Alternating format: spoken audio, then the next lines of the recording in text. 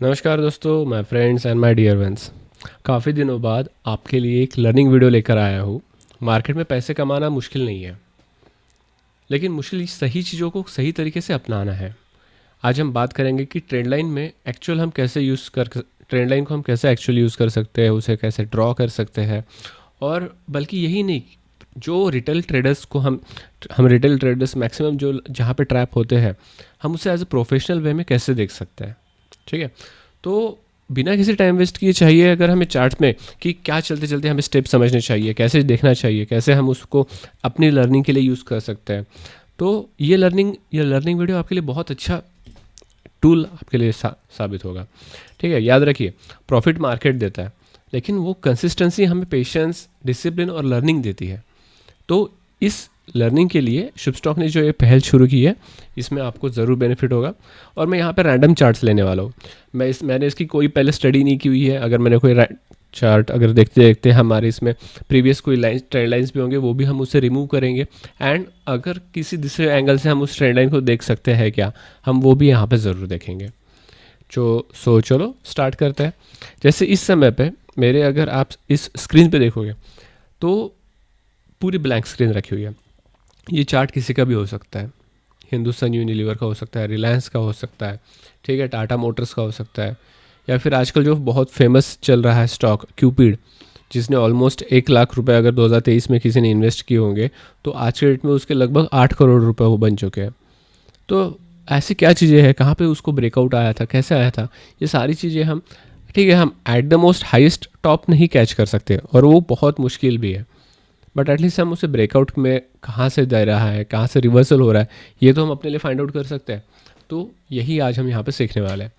अगर मैं इस चार्ट को अगर रैंडमली देखूँ, आप कितना भी स्क्वीज़ करके रख सकते हो। ज़रूरी नहीं है कि आप जब भी आप ऐसे चार्ट देखो तो 1 महीने का टाइम ड्यूरेशन चाहिए, 2 महीने का टाइम ड्यूरेशन चाहिए, 3 महीने का टाइम ड्यूरेशन चाहिए, ज़रूरी नहीं है। आपको ज़रूरी ये है कि यहाँ पे अगर मैं ट्रेंड लाइन कनेक्ट कर रहा हूँ तो वो कहीं पे कटे नहीं से मतलब, मेरा मतलब है कि अगर हम इसको ऐसे ड्रॉ करेंगे तो यहाँ से तो पॉइंट मैंने बराबर एक्सटेंड किया हुआ है, लेकिन यहाँ पे जाके क्या हो रहा है, यहाँ पे जाके बीच बीच में डिस्कनेक्ट हो रहा है। डिस्कनेक्ट करने से बेटर है इंटरसेप्ट कर रहा है। इंटरसेप्ट नहीं करना चाहिए। So what I can do, मैं इसको ऐसे ड्रॉ कर सकता हूँ कि जहाँ पे ये पॉइंट कहीं पे भी डिस्कनेक्ट नहीं हो रहा है, बराबर प्रॉपर कनेक्ट हो रहा है। नेक्स्ट, अगर अभी हम इसको एक वेज पैटर्न की तरह देखें, तो ये वेज पैटर्न का ब्रेकडाउन है क्या, तो उसके लिए मुझे इस तरीके से कुछ पॉइंट कनेक्ट करने होंगे। बताओ, मैंने रैंडमली चार्ट को सेलेक्ट किया हुआ है, एंड अगर मैं यहाँ पे देखूँ तो मुझे क्या मिल रहा है, यहाँ पे हमें एक प्रॉपर ब्रेकडाउन मिल रहा है। ब्रेकडाउन मतलब स्टॉक आया, ठीक है, यहाँ पे टाइम पास किया, रिटेस्ट किया और अब नीचे जा रहा है। ऐसे वक्त में जब भी ये रिटेस्ट करके नीचे जाते हैं, जो उनका प्रीवियस सपोर्ट जोन होता है, जो कि इस समय पे हम इसके लिए और एक ट्रेंड लाइन हमें ड्रॉ करनी पड़ेगी जी। तो मोस्टली केसेस में ये ऐसे ट्रेंड लाइन को भी चीरते हुए नीचे जाता है। तो अब इसका बेनिफिट मुझे क्या है, सर हाँ ठीक है, आपने बता दिया कि ये स्टॉक नीचे आएगा। तो दोस्तों, अगर मुझे पता है कि ये स्टॉक नीचे आएगा तो मैं अपनी इन्वेस्टमेंट वहाँ पे नहीं लगाऊंगा अभी। As simple as that. I will wait कि ये अपने सपोर्ट जोन को टच करे, यहाँ पे मुझे कोई एक्शन, प्राइस एक्शन दिखे कि ये रिवर्सल जा सकता है या फिर कंटिन्यू अपनी जर्नी करेगा, तो मैं फॉलिंग नाइफ को कैच यहाँ पे नहीं करने वाला। Very simple. ये मुझे क्यों पता चला, जैसे मैंने आपको बताया कि चार्ट में हमारा पूरा ब्लैंक था, but what we have done, हमने यहाँ पे जो ट्रेंड लाइन ड्रॉ की है, ट्रेंड लाइन का टूल यहाँ पे लेफ्ट साइड में रहता है। आप इसे कहीं पे भी अपनी जगह अपने हिसाब से रख सकते हो। मोस्टली बाय डिफ़ॉल्ट ये लेफ्ट साइड में रहता है। तो मैंने सबसे पहले एक तो इसको ऐसे कनेक्ट किया हुआ है। अब मैं देख रहा हूँ कि यहाँ पे कहीं पे मुझे वेज पैटर्न की अपॉर्चुनिटी जैसे लग रहा है क्या, तो यस, मुझे वैसे भी अपॉर्चुनिटी मिली। और यहाँ पे हाईएस्ट चांस है कि ये जो इसने यहाँ पे रिटेस्ट करके नीचे आया हुआ है, ये कंटिन्यूएशन में और नीचे आ सकता है, कम से कम अपने इस सपोर्ट जोन तक। तो मुझे नई इन्वेस्टमेंट, नई अपने जहाँ पे जो भी मैं यहाँ पे अपॉर्चुनिटी देखना चाहता हूँ, हाँ डाउन साइड की है, मैं डेफिनेटली डाउन साइड के लिए देखूंगा, स्टॉप लॉस रखूँगा अपने इस हाईएस्ट पॉइंट का। अगर मुझे सेलिंग साइड जाना है तो सेलिंग साइड में कम से कम यही मेरा फर्स्ट टारगेट रहेगा। ठीक है, एक और चार्ट देख लेते हैं। अब यहाँ पे मैंने by default trend line draw किया हुआ है, तो इसको मैं रिमूव करके देखते हैं हमें कोई दूसरी अपॉर्चुनिटी और मिलती है कि ट्रेंड लाइन ड्रॉ करने की। सो सबसे पहले हम यहाँ पे ऐसे ड्रॉ कर सकते हैं क्या? नहीं, ये इंटरसेप्ट कर रहा है, तो मुझे इंटरसेप्ट तो नहीं करना है किसी में इसमें, तो नहीं, ये नहीं चलेगा मुझे। क्या मेरी पुरानी ड्राइंग तो ठीक है, यहाँ पर भी है, मतलब एक स्ट्रॉन्ग रेजिस्टेंस इसका दे रहा है, तो क्यों मैंने पुरानी ड्राइंग की थी, हम उसको कंटिन्यूशन करेंगे। अगर हमें यहाँ पे दिख रहा है तो यहाँ पे मार्केट ने अपने सपोर्ट जोन को ब्रेक किया, वहाँ तक आया, फिर से ब्रेक डाउन दिया, वहाँ तक आया, फिर से ब्रेक डाउन दिया, वहाँ तक आया, फिर से ब्रेक डाउन दिया, और यहाँ पे भी सेम वही कर रहा है। मतलब ये जो हमारे पास लेवल है, ये एक काफ़ी स्ट्रॉन्ग रेजिस्टेंस के लेवल है। इस पर्टिकुलर प्राइस पे जब भी स्टॉक आता है तो उसको रेजिस्टेंस मिलता है और वहाँ से वो फॉल बैक पीछे हटता है या फिर नीचे गिर जाता है, इन शॉर्ट शब्दों में कहे तो। अभी यहाँ पे अगर मुझे सपोर्ट देखना है तो मैं फिर से वैसे ही ट्रेंड लाइन ड्रॉ कर सकता हूँ हॉरिजॉन्टल इसमें। तो हॉरिजॉन्टल इसमें करूँगा तो मेरा एक ये पॉइंट है, हाँ ठीक है, मतलब हमारा मिनिमम टारगेट ये रहेगा। और अगर हम इसको एक डायगोनल ट्रेंड लाइन के इसमें देखेंगे, डायगोनल जोन में, तो हम कुछ ऐसे कनेक्ट कर सकते हैं।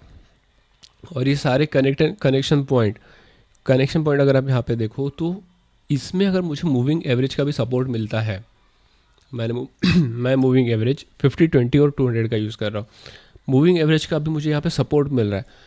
इस समय पे अगर मैं स्टॉक में चाहूँ तो यहाँ पे एंट्री कर सकता हूँ, कीपिंग स्टॉप लॉस जो कि यहाँ पे इस लाइन के पास है, ठीक है, और टारगेट यहाँ पे। लेकिन अगर मैं देखूँ एग्जैक्टली, मैं इसको थोड़ा जूम आपके लिए कर दूँ, तो इस समय पे मुझे जो रिस्क और रिवॉर्ड है वो 1:1 का मिल रहा है, तो इतना फेवरेबल नहीं है। So I will not go for buying side in this particular stock. मैं इसका वेट करूँगा कि अगर ये मुझे थोड़ा और नीचे आके मिले, मतलब यहाँ से अभी और यस 3% डाउन अगर मुझे ये स्टॉक मिलता है, एस ये चार्ट मिलता है, तो इस 3% डाउन के पास मैं इसमें बाइंग अपॉर्चुनिटी देखना ज़्यादा प्रेफर करूँगा। क्यों करने वाला हूँ मैं ऐसे? क्योंकि एक तो सबसे पहले मुझे डायगोनली सपोर्ट मिल रहा है, ठीक है, दूसरा हॉरिजॉन्टल भी सपोर्ट मिला। अब सपोर्ट मिलेगा तो आप कहोगे सर यहाँ पे इंटरसेप्ट किया हुआ है, लेकिन दोस्तों अगर यहाँ पे इंटरसेप्ट किया हुआ है तो आप ये भी देखो कि लास्ट जो प्री पॉइंट्स है जहाँ पे इसने, अगर मैं इसको हाइड करूँ, इसने यही का रेजिस्टेंस लेके फॉल डाउन हुआ था और यहाँ पे टाइम पास किया कि अभी बायर्स लोगों को ट्रैप किया कि देखो मैं यहाँ से इसको ऊपर जाने वाला हूँ, बट अगेन वो फेल होके डाउन साइड गिरा है। तो मतलब ये लेवल जो हमने यहाँ पे ट्रेंड लाइन के द्वारा ड्रॉ की हुई है, ये काफ़ी अच्छे सपोर्ट जोन के वक्त इस वक्त काम करेगी। क्यों?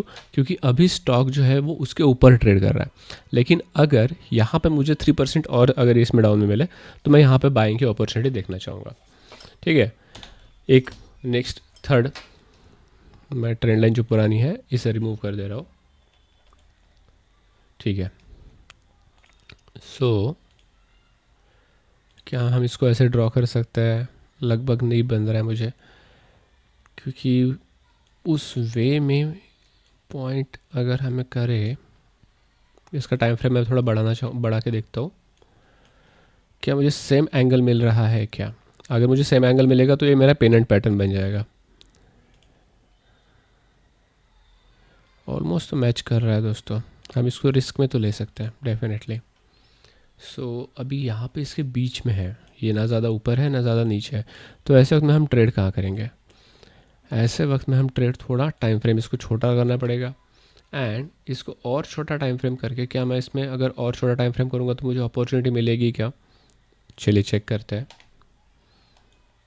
देखो ज़बरदस्ती का ट्रेड नहीं करना है, मैं बस ये देख रहा हूँ कि मुझे कहीं अपॉर्चुनिटी मिल सकती है क्या किसी भी चीज़ की, बाय की या सेल की, तो ठीक है। एक ये लेवल हमारे पास बाय का बन रहा है। अभी आपने देखा होगा मैंने क्या किया, दो डायगोनल ट्रेंड लाइन ड्रॉ की, एक ऊपर से की एक नीचे से की। यहाँ पे हमने क्या किया, यहाँ पे दोनों जगहों को एक ऐसे पॉइंट पे कनेक्ट किया करने की कोशिश की है जहाँ पे वो पेनेंट पैटर्न की तरह दिखे। अब दूसरा, इसमें सपोर्ट जोन हमने ड्रॉ किया हुआ है ये पॉइंट पे, क्यों? क्योंकि यहाँ से अर्लियर ये स्टॉक बाउंस किया था, फिर ये अगेन बाउंस किया था, फिर यहाँ पे आके भी क्या कर रहा है, बाउंस कर रहा है। तो मतलब साफ है कि अगर ये वापस इस लाइन पे आएगा तो हमारे पास अभी दो सपोर्ट जोन है, एक तो जो पीछे नीचे से डायगोनल ट्रेंड लाइन ड्रॉ की है उसका, प्लस ये ट्रेंड लाइन का। तो मतलब ये पॉइंट इसके लिए बहुत क्रूशियल है। अगर ये पॉइंट यहाँ पे ब्रेक हो जाता है तो हम वेट करेंगे, हम फिर भी यहाँ पे सेल आउट नहीं करेंगे, हम वेट करेंगे। अगर ये सपोर्ट जोन भी ब्रेक हो जाता है, ठीक है, मतलब जहाँ पे रिटेलर्स ब्रेक बहुत रहता है कि ठीक है, अब इसने यहाँ पे अपने ये सेलिंग जोन का पॉइंट ब्रेक कर दिया, अब ये नीचे जाएगा। अगर ये इसे भी ब्रेक कर देता है, इसे भी ब्रेक कर देता है, तो दोस्तों आपके पास एक बहुत अच्छी अपॉर्चुनिटी रहेगी एक डाउन साइड के लिए, और आपको जो स्टॉप लॉस रहेगा मात्र इतना ही पॉइंट करेगा। मतलब जो वो लोग बहुत कहते हैं कि मुझे 1:4 का रिस्क एंड रिवॉर्ड चाहिए, 1:8 का रिस्क एंड रिवॉर्ड चाहिए, आप ट्रेंड लाइन से अपने चार्ट पे वो भी फाइंड आउट कर सकते हो। सिंपल लॉजिक, बहुत सिंपल है, मैं कुछ इसमें एक्स्ट्रा नहीं कर रहा हूँ। मैं बस ये देख रहा हूँ कि जब भी मैं ट्रेंड लाइन ड्रॉ कर रहा हूँ वो चार्ट को इंटरसेप्ट ना करे, मुझे प्रीवियस सपोर्ट जोन मिले और प्रीवियस रेजिस्टेंस मिले, दैट्स इट। अभी एक यहाँ पे पैरेलल जोन है, ठीक है, हम इसको ऐसे रहने देंगे समझने के लिए कि अगर मैं यहाँ पे ये पैरेलल जोन ड्रॉ कर रहा होती, जैसे मैंने आपको बताया कि प्रीवियस चार्ट में देखो, प्रीवियस चार्ट में हमने क्या किया था कि यहाँ पे अगर हमें ब्रेकडाउन मिलता है तो सिंपल सी बात, क्या कहा था हमने, एक अच्छा खासा फॉल मिलेगा। सेम हम यहाँ पे इस चार्ट पे देख रहे हैं, क्या हुआ है, यहाँ पे रेजिस्टेंस सॉरी सपोर्ट जोन पे इसने ब्रेकडाउन दिया और बहुत बेहतरीन फॉल आउट दिया हुआ है। मतलब ऑलमोस्ट 15% का इस स्टॉक में गिरावट आई है।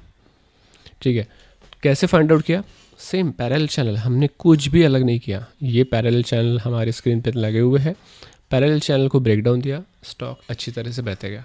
और आज का लास्ट एंड मोस्ट इम्पॉर्टेंट जो हमारा स्टॉक रहेगा, सॉरी चार्ट रहेगा, जहाँ पे हम ट्रेंड लाइन ड्रॉ करने की कोशिश करेंगे। आप जैसे मेरी स्क्रीन पे देख रहे हो, कोई प्रीवियस इस चार्ट पे तो भी कोई प्रीवियस ट्रेंड लाइन नहीं है, सो हम क्या करने वाले, नई ट्रेंड लाइन ड्रॉ करेंगे। तो यहाँ पे मुझे मोस्टली डायगोनल की ही ट्रेंड लाइन की अपॉर्चुनिटी दिख रही है। लेट्स सी क्या वो हमारे काम की रहेगी क्या। अगर मैं इस तरीके से ड्रॉ कर रहा हूँ तो क्या ये मेरे लिए वेज पैटर्न का फॉर्मेशन फॉर्म करेगी,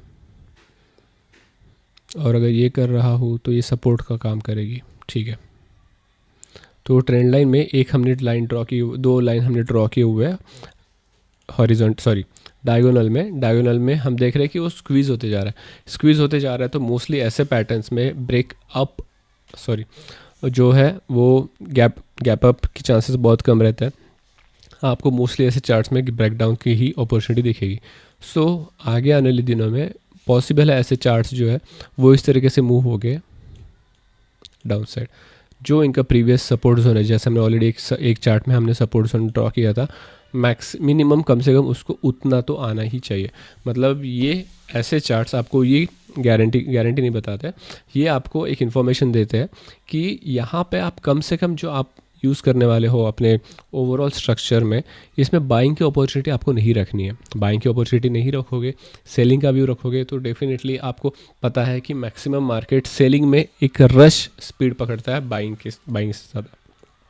तो आप इस चार्ट को देखो, होपफुली आपको आज हमने बेसिक में ट्रेंड लाइन कैसे यूज़ करना सिखाया हुआ है। इसके मैं और भी पार्ट्स लाते जाऊंगा, और आपको जो मार्केट में समझने की ज़रूरी है कि कहाँ पे ट्रेंड लाइन रखे, कहाँ पे उसका सपोर्ट फाइंड आउट करे, कहाँ पे रेजिस्टेंस फाइंड आउट करे, ये सारी अपनी शुभ स्टॉक की जर्नी में आपको देखने में सहायता होगी। So thank you, keep growing with Shubh stock.